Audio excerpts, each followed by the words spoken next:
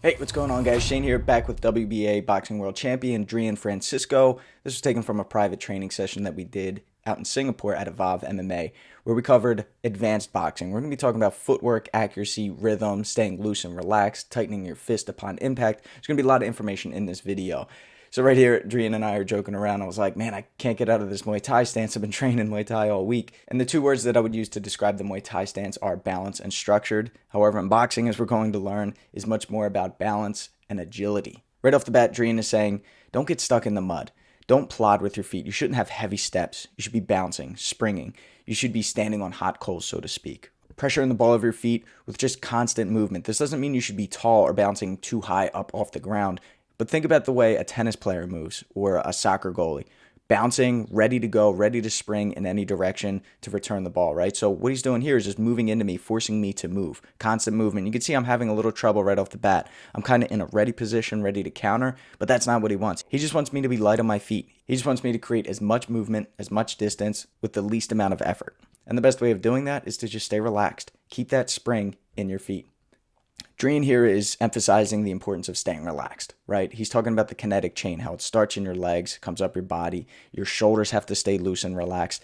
And he's explaining how punches are kind of like a snake, right? You don't know when a snake is going to attack. It stays loose, calm, it never telegraphs, and the next thing you know, you're being bit. So whether it helps you to think of your arm as a ball and chain or a whipping towel, don't push your punches, sting with them. Dedicate time to your training with an emphasis on speed. Really focus on your speed, staying calm and relaxed. And now he's correcting the trajectory of my jab. He's saying, aim for the chin.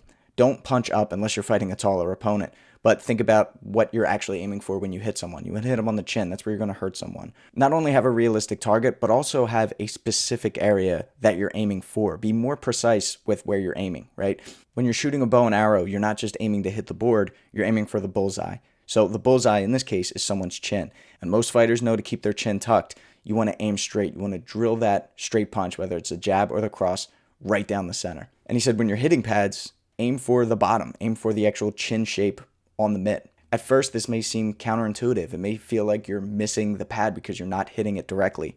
But just like our opponent's face, you want to hit on the jaw. And you also want to have accuracy sharp enough so that you can pinpoint specific areas on the face and head.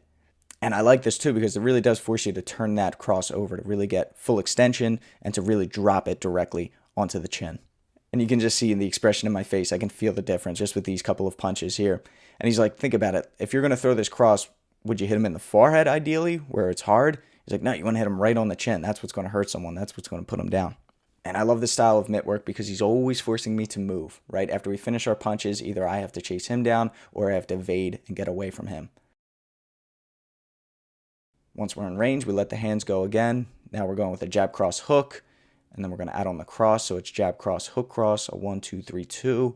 From here, we're going to add in that agile movement. So we're going to spring back and then step right back in with a 1, 2. I mess up on the first one here, but it's going to be a jab, cross, hook, cross, step back, step in, jab, cross. So 1, 2, 3, 2. No, come back with the jab, Shane. Damn it. Jab, cross, hook, cross. Step back out of range, right back in for the counter 1, 2, and in full speed. Pop, pop. And again, right back to that constant movement. So as soon as we finish our punches, we have to assume that they're going to be countering. Let's get out of range. Let's force them to play our game. We lead the dance. We dictate the range. And again, there's that reminder. I just have to say it again. I have to read it again. Balanced and agile. Our movement has to be balanced and agile. He's talking about here how the weight should be evenly distributed. Head is over top of our hips, so this way we can move in any direction, we can pivot, and we're ready to fire our punches back. Balanced and agile. Again, just moving, letting the hands go a little bit more now. As soon as we finish our punches, we're moving. We have to assume they're stepping in, or we have to chase them down. Leading the dance.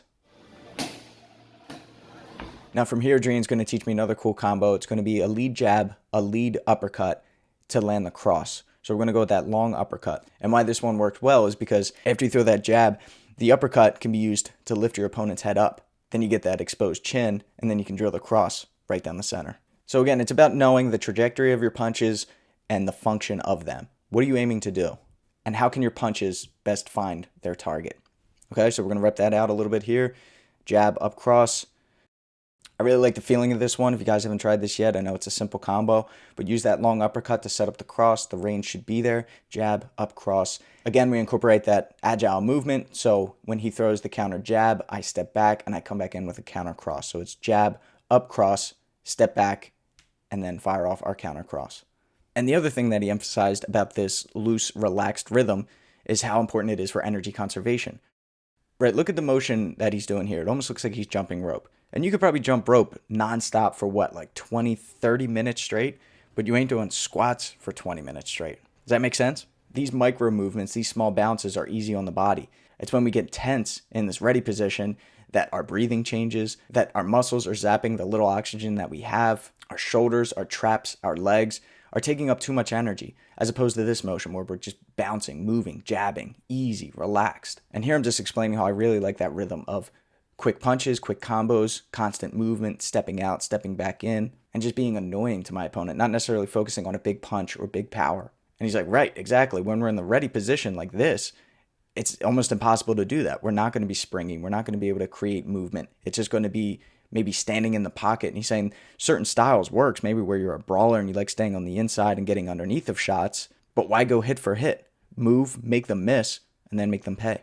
Now we talk about squeezing the fist upon impact, maximizing the impact of our punch. Think about staying completely relaxed. Our hands are open, our shoulders, our legs, everything's completely calm and relaxed. But we don't want to be a wet noodle when we land our punches. We want to have a strong, firm impact. So now he's talking about how our hand is open on the parry, but by the time the punch lands, we should be squeezing our fist so that we not only protect our hands, but we do the max amount of damage. The secret to be faster in boxing is relax your muscle. I like that clip there. He said the secret to being faster in boxing is staying loose and relaxed. However, like I mentioned, we want to have a strong impact. So it's all about timing. And notice how he breaks it down into 3 steps, right? His hand's open, it's closing, and then it's completely tight by the time it lands on the target. And he talks about isolating what tenses up, right? If everything's tense the whole time, our shoulders, our traps, our neck, then we're going to be robotic, we're going to be slow, we're going to get tired quick. And notice when he throws this left jab, his right hand is still open. So you have to isolate what parts of your body are actually flexing, tensing by the time that lands. And here's a really cool drill that Drian showed me to help with the timing and the coordination. So he's just going to hold pads over top of me. I'm going to keep my hands open, and then I'm going to squeeze my fist right before impact. So my hands are open here, and then right before they land, I'm squeezing and then relaxing.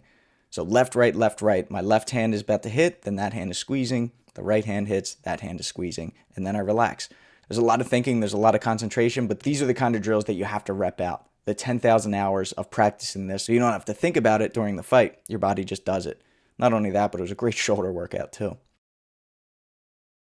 I feel like you can see the difference in speed right off the bat too. Calm and relaxed, hands are open, and then squeezing right before the punch lands.